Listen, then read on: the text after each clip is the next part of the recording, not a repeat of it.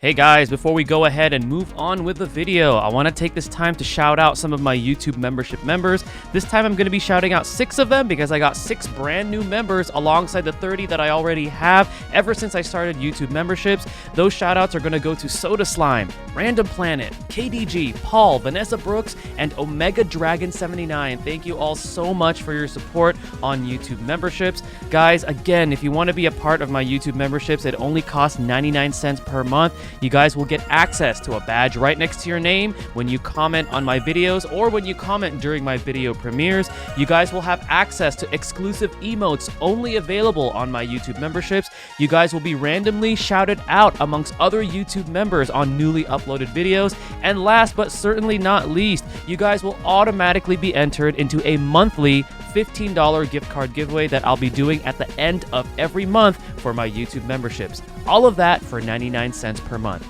Without further ado, let's go ahead and get on with the video. Hey guys, 40 the Broadway Saiyan here, and welcome back again to my YouTube channel, back with another video on Dissidia Final Fantasy Opera Omnia. In today's video, we're going to be continuing my The Art of series, focusing this time on The Art of Sherlotta because she is speculated to get her rework, C90 and LD. And I say speculated because if we follow the JP timeline, around this time, Sherlotta did get her LD weapon, and on the last Square Enix stream, they were not telling us who the new LD is going to be, but a lot of us who do play JP or follow JP, if you match it with the timeline, it's supposed to be Sherlotta, so this could be subject to change, but assuming that they are following the JP timeline, it is supposed to be Sherlotta's LD debut. So we're going to be going over her C90, her rework, as well as the debut of her LD weapon with The Art of Sherlotta. Before I move forward with this video further, I do want to encourage you guys to not only watch my videos, but also check out the videos of the other fantastic content creators for Dissidia Opera Omnia, as well as all of the resources out there, such as the Compendium, the DB, Dissidia Info, Tonberry Troop. And the reason why I encourage you guys to do this is so you guys can also do your own research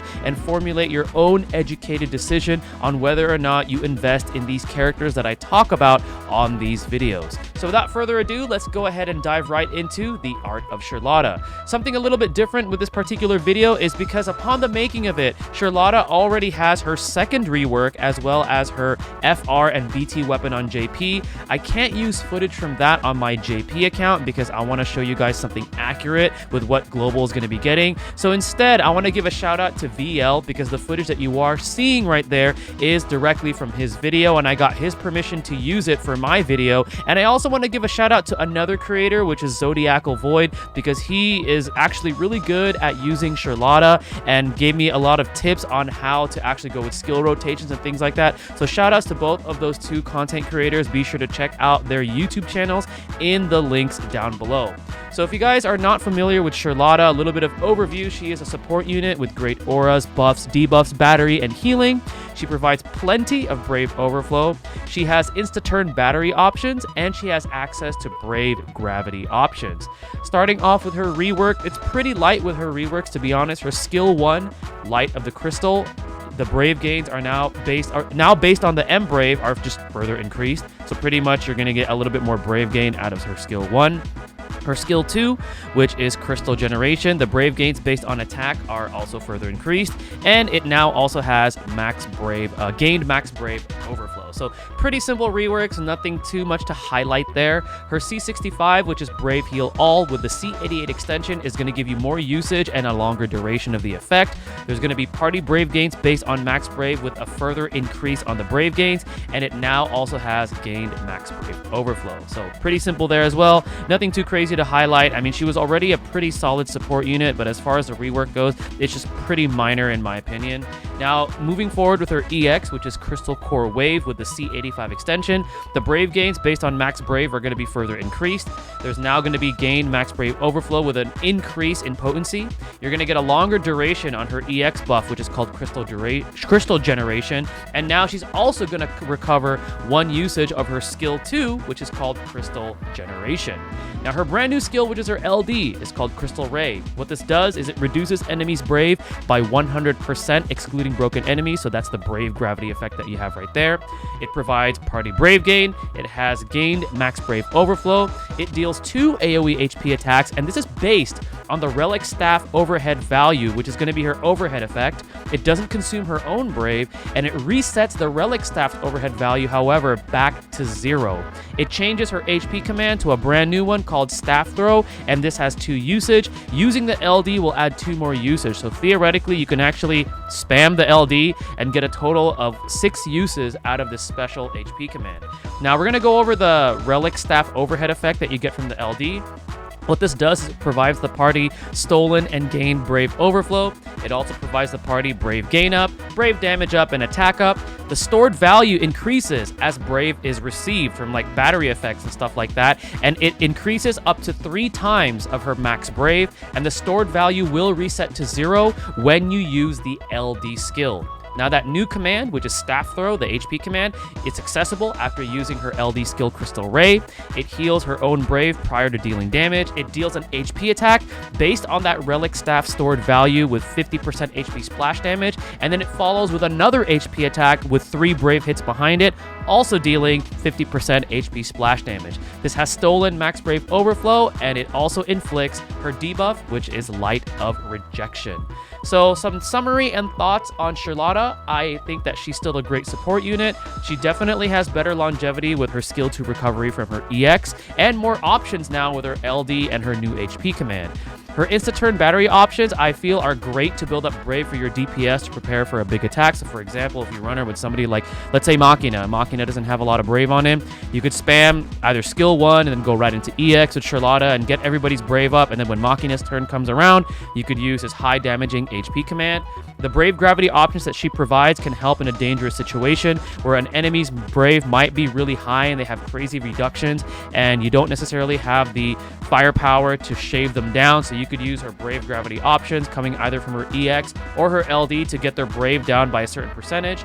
I would say her damage output is actually pretty good, especially with her S2, her LD, and her new HP command. Her skill 2 is that nuke, where the values that she deals for the HP damage, I believe I think it's based on the amount of brave that each of your party members have. So it can potentially deal a lot of damage, especially if you stack like HP damage up, HP damage cap up, all that good stuff.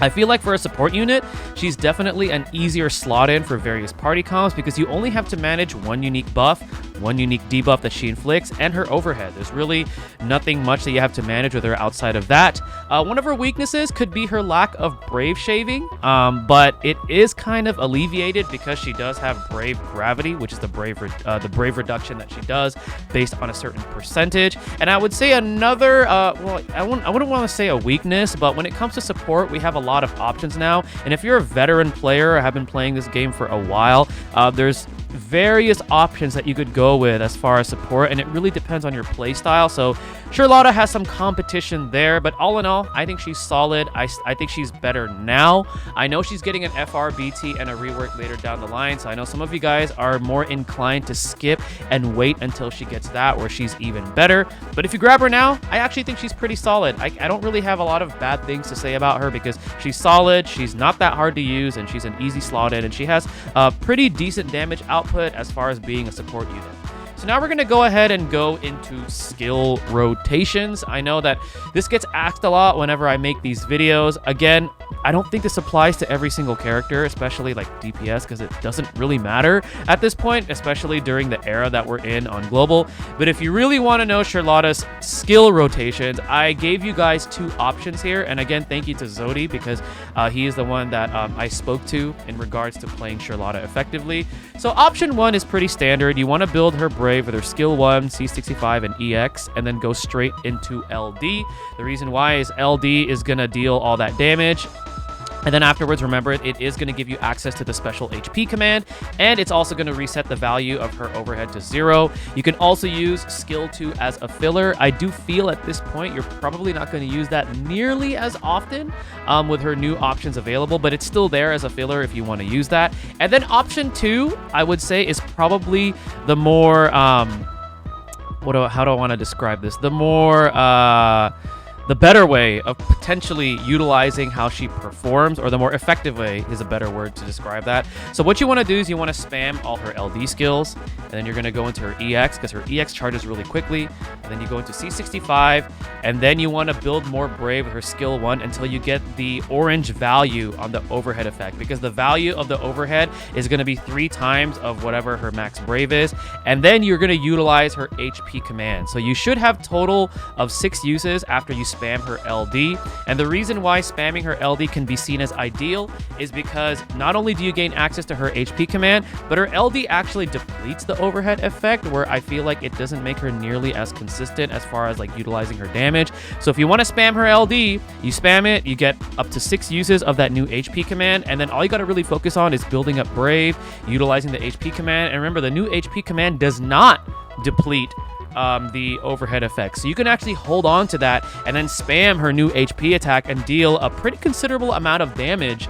you know, with that overhead effect value up. And then if you have effects such as HP damage up, HP damage cap up, all that good stuff to further increase the amount of total damage you deal, it could potentially deal a lot of damage.